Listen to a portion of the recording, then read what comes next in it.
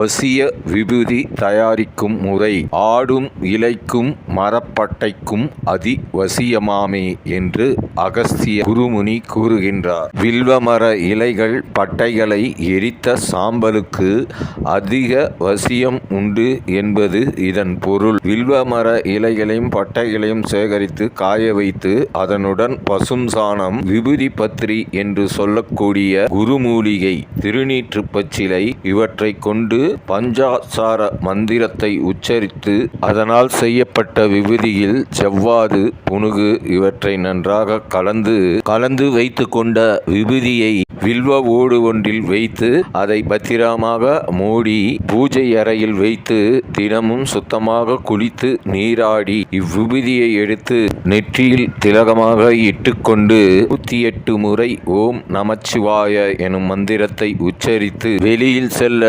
லோகவசியம், ஜனவசியம் உண்டாகும். இதனுடன் ஆலம் விழுதில் பல் துலக்கி வெந்நீரில் வாய் கொப்பளித்து அத்துடன் நீராடி இவ்விபூதியை இட்டு வெளியில் சென்றால் அனைத்தும் வசியமாகும். வசிய சக்தி மேலும் கூடுதலாக கிடைக்கும். தினம் இந்த திருநீரை அணிவதனால் உடலில் இருக்கும் வாதம், பித்தம், சிலோத்தமம் சமநிலைப்படும்.